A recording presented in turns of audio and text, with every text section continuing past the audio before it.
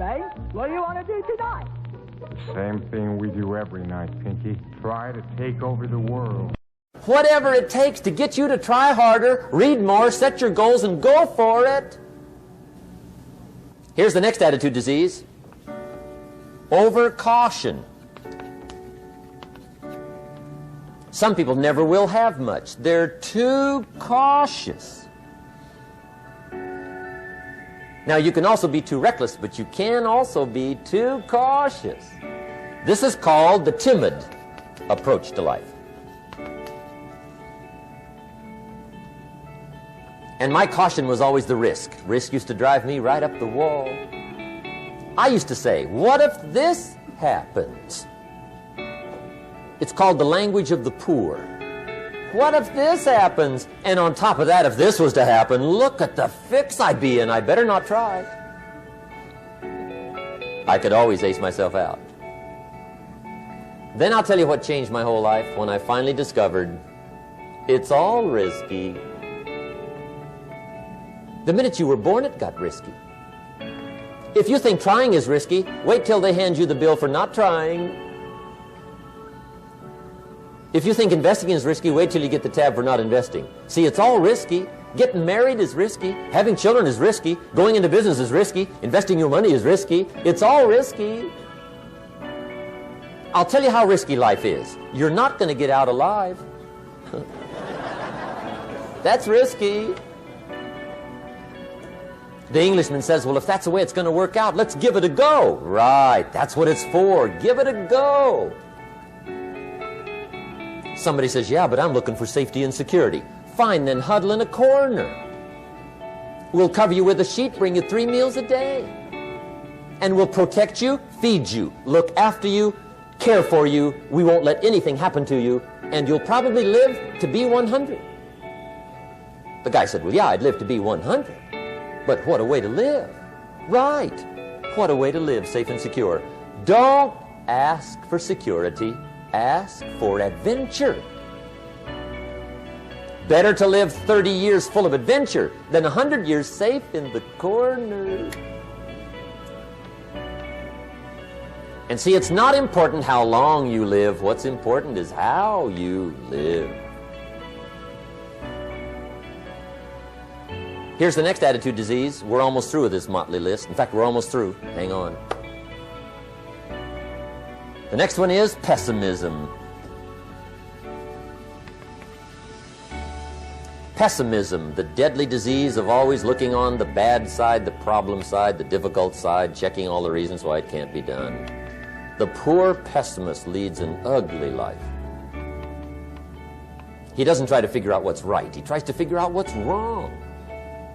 He doesn't look for virtue. He looks for faults. And when he finds them, he's delighted. How ugly. This is the poor guy who looks through the window, doesn't see the sunset. He sees the specks on the window.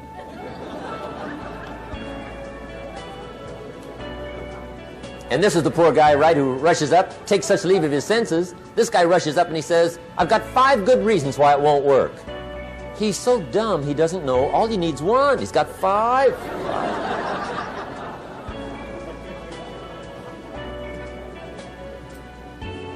To the pessimist, the glass is always half empty.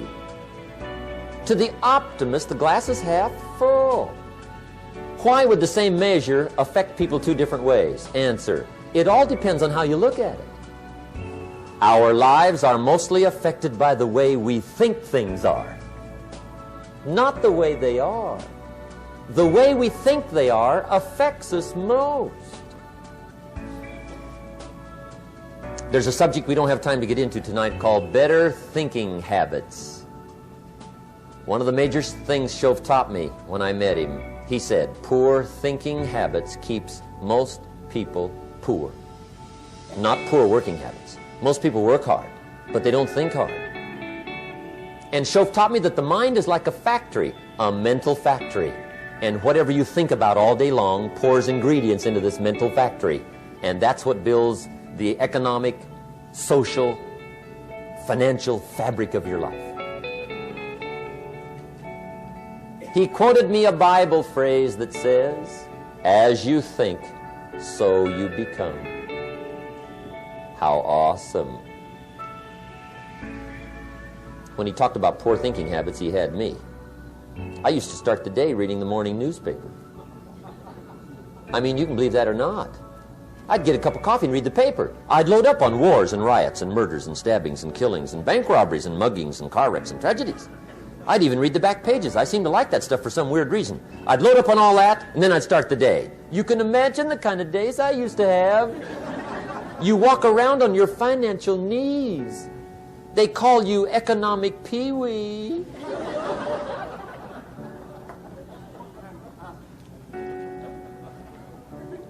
The guy says, I want to be a great leader.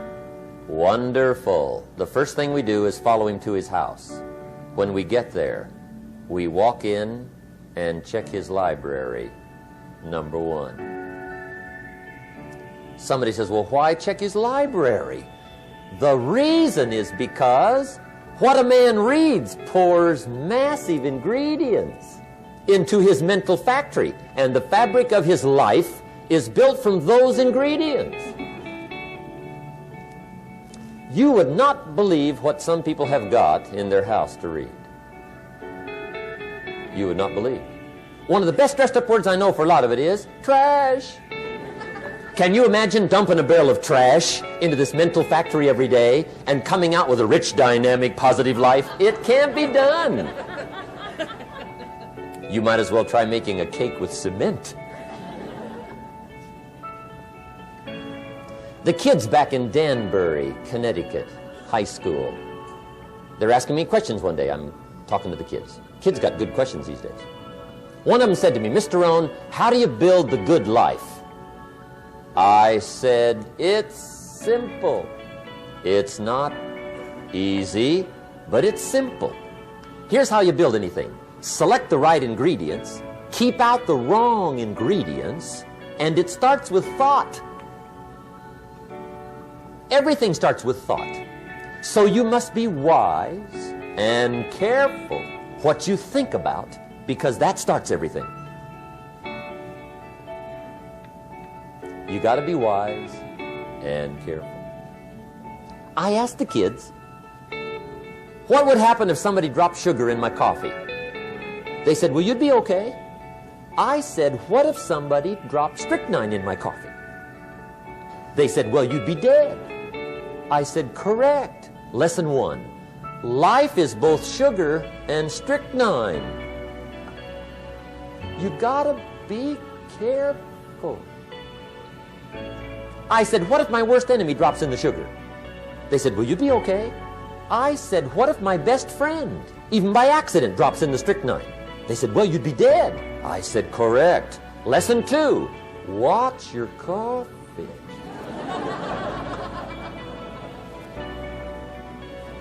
You got to be careful. See, it doesn't matter who hands you the bad stuff. It doesn't matter where you get the bad stuff. It'll still do its damage on your bank account, wherever you get it.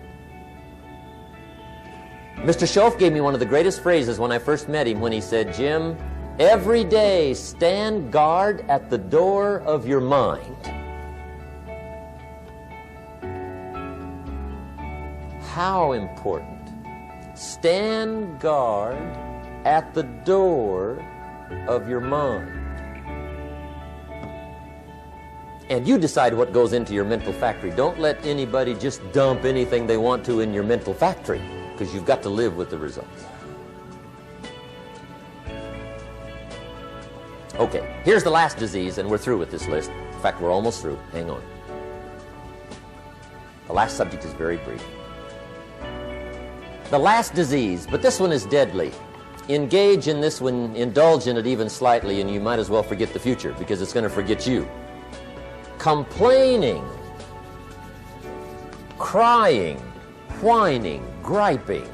A Bible word called murmuring. See, that'll ace your future. Spend 5 minutes complaining, and you have wasted 5. And you may have begun what's known as economic cancer of the bone. Surely they will soon haul you off into a financial desert and there let you choke on the dust of your own regret. I hope I said that well. so you won't forget. It's a deadly disease. If you don't think it's bad, ask the children of Israel of Old Testament fame. Typical of us all, their story just happened to get in the book. Story says, children of Israel were slaves. God performed a series of dazzling miracles and got them out. And now they're heading for the promised land. Remember the story?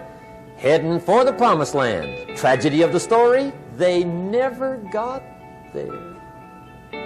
Reason.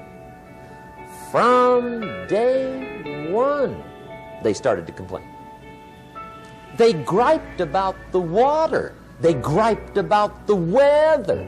They whined and cried and griped about the food. They griped about the leadership. They whined and cried because it was too far, too cold, too hot, too difficult, too miserable. I mean, they whined and cried for years. Finally, God said, I've had it, trip canceled. Or something like that. The story says they died in the desert, never got to the promised land. Which I think means two things. Indulge in this long enough, you get your future canceled. And I guess it also means even God himself can only take so much.